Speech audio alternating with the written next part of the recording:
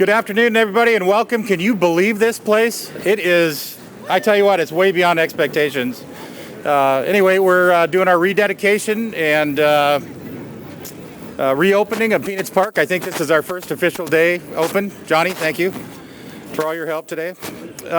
Anyway, great day for Pasco and a great day for Downtown Pasco in particular. This is a huge asset for them, something they've been watching all through the winter, all through the last fall. Really excited about it happening, and a lot of questions, and today's the big day we're realizing this. And our sound system seems like it's getting better and better as I talk. Anyway, I want to acknowledge our Pasco council that are here today. Behind me is Mayor Blanche Barajas. I saw Deputy Mayor Maloney, Councilmember Milne, David Milne, and I think that covers them. Who am I missing? Okay, all right. I think that's our council for today.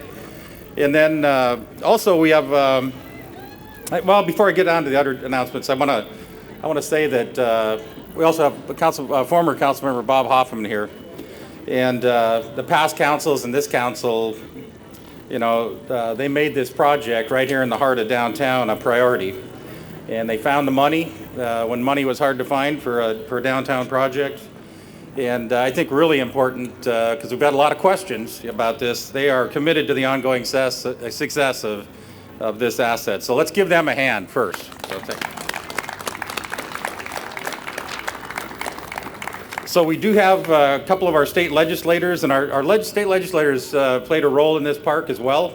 They weren't down here, you know, smoothing out concrete or anything, but they got us some money. And money's always good when you're building a capital project of this magnitude. This was about $6.5 million all told, and that probably doesn't count a lot of other time that was spent on it. But we have Representative Bruce Chandler and Representative Brad Clippert with us today, and I think Representative Benke is on his way here too as well. So, and then from the governor's office, I know Salvador Salazar also was going to be here, and he's up.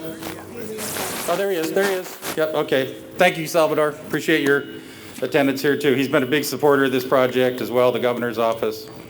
I also want to acknowledge some staff because, and some other folks that have been involved.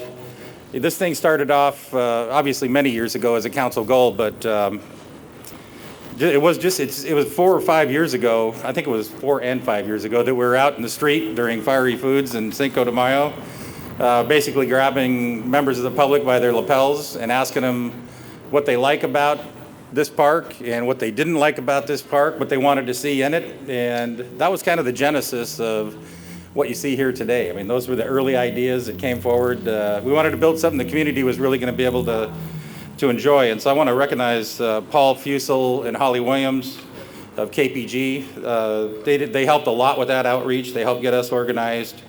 I will mention Rick White too. I've never seen Rick White grab anybody by the lapels and ask them what they thought before then, but if you've been here a few years ago, you've been able to see that, but they did the design. And I think with KPG too, I want to recognize them for, they really kind of got in and got to know the vibe of downtown Pasco and our community. And they tried to put that in the design of this place. And I think you can see that they took the time to get to know our city. Rick White and former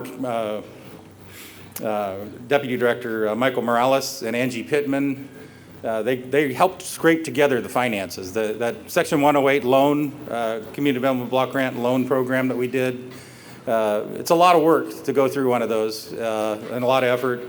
And the three of them were able to make that happen for us and get us the funding available for the project. And then, you know, on the Administrative and Community Services, which is a department that manages this facility, we had a few different project administrators and folks along the way, but Rick Turway, he retired a couple years ago and unfortunately passed away last year, so he couldn't see this. He was at the ribbon cutting. Zach Ratkai, who you'll hear from in a few minutes, and then Dan Doda, also here today as well, pushing this project through. And then Steve Worley, Public Works Director, Maria Serra, CIP Manager, and Kent McHugh, and getting this thing across the finish line. They're the ones that worked with our great contractor on this project and managed all the payments, which, you know, federal funding, not an easy thing. But so I want to take just a couple more minutes to talk about, I'm thinking about this park today and yesterday a bit. knowing I was going to say a few words, and I want to acknowledge a little bit of history because it says a lot about Pasco. First of all, how are we so fortunate to have a facility like this in the heart of our downtown? Not a lot of downtowns have something like this in their downtown, right in the heart of it. Yep. Thank you, Johnny. But basically, I will tell you that I'd like to tell you that something like that was from long-range planning and vision. It was because of a fire. But there's great things that come from years of planning, but sometimes there's great things that comes out of an opportunity being recognized. And a council at that time, this is decades ago, and decision makers that are wise enough to recognize an opportunity when they see it and in a position to do something about it and the courage to do it. So that's how we wound up with the land. But following the fire, the council had a pretty good pulse that an urban park in our downtown, and it was a very busy downtown. It's getting more and more busy now, but back then we had Sears and Penny's and a lot of the stores, anchor type stores you saw go over to Columbia Center Mall used to be in downtown Pasco. So there was a lot of foot traffic down here. And so having a refuge for people to rest and a place for people to gather was something the council recognized at that time, acted on it. Later, the pavilion behind us, that was a block grant project as well for a farmer's market. And I think it says a lot about Pasco to make that connection between our ag heritage and our farmers out in the valley or up to the north of us, and then bringing them into town so that our residents could get fresh produce. And that continues today, and it serves all the Tri-Cities, and it's a very popular event, and I think probably it's going to be more popular than ever with this facility. Because of those decisions made decades ago and the continued commitment of the decision makers today, we have a wonderful facility at our disposal here. Secondly, I want to talk a little bit about the name of the park. And Peanuts Park. Get asked that question a lot these days. And I see a lot of young faces in the crowd that probably don't know who Peanuts is. And who he is, and that the city named a park after him many, many years ago, says a lot about the city as well. Why is it named Peanuts Park? Probably not a question anybody would have asked in Pasco 20 years ago. And when I got here 8 years ago, very few asked it. New people like me asked it. Why is it called Peanuts Park? But people that have been around, they already knew the answer. And now more asks than no. They ask the question more than people actually know the answer to it. So I think this progression, is part due to time. Everybody, when you're gone, whether you pass away or move away, you kind of fade away from memory. And that's kind of a natural thing.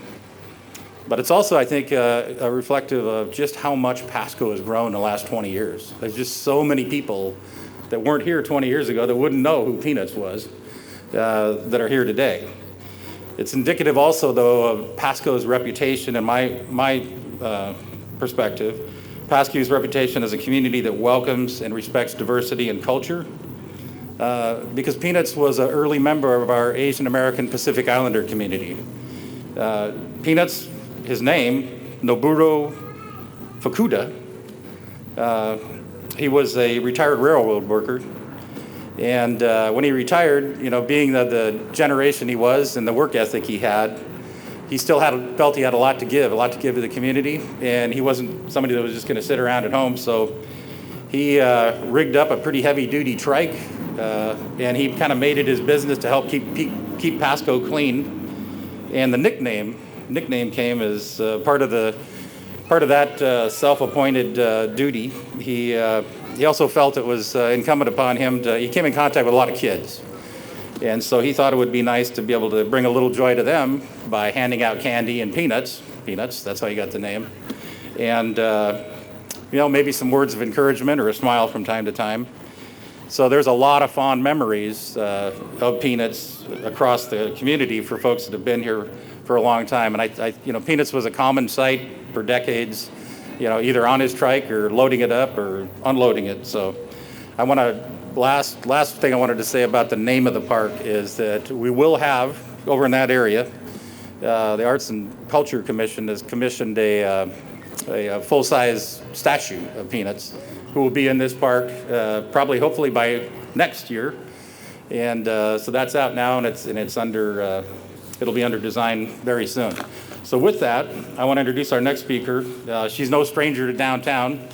Blanche Baraja, she's been on the council for about a little over 5 years now, but she's been a long time booster of downtown, involved with Cinco and Fiery Foods and any kind of big event or effort that's happening downtown. So with that, Mayor Barajas.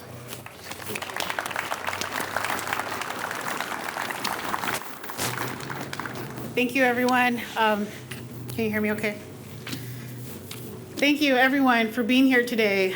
Good afternoon, and again, welcome to this very special ribbon cutting for Peanuts Park at the Farmers Market Plaza. Dave mentioned Mr. Norubo Fukuda's legend, and just want to let everyone know, if you remember him, if you know any relatives, his legend will continue in our hearts and in the history of Pasco. I want to thank the community members and our partners that came here today to help celebrate this new era in Pasco. This project not only commemorates our history, but opens the doors to many other projects we have planned in the near future to revitalize our beloved city, especially our downtown area.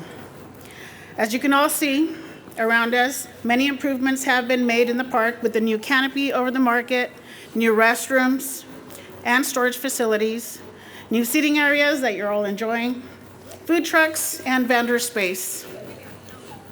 More open space and visibility, better lighting, and spaces for public art. Our community is also indebted to the partnerships, funding, design, and construction that made this happen as well. So I invite everyone today to take a look around, enjoy yourselves, and spend time here. Be proud of what we have done and we have accomplished in setting the stage for an era in downtown Pasco. Thank you again, everyone, for being here today.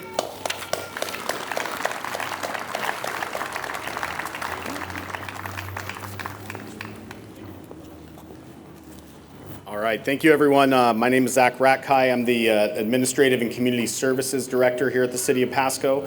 And on behalf of our staff and the project team that put this together, we just really want to thank everyone for coming out and celebrating this day, enjoying all the features of this great park and facility, and what we see here with the bright future to come for the City of Pasco. We've already thanked KPG profusely, but it's been a many years long Up? Okay, thank you. Okay, there we go, better. Many years long relationship in the development and design of this park, as well as the support throughout the construction. Also like to thank McKay Sposito for construction management and the assistance during this whole process. And most of all, George Booth and Sons Contracting for really getting the boots on the ground and getting, helping this take physical shape. This was a multi-department effort here at the city, and we just want to thank everyone for coming out and enjoying this park today and enjoying it for many decades to come. And at this point, we're ready to cut the ribbon on this. I'd like to invite city council members and the elected officials in the audience to come join us behind me here, and let's open up this park.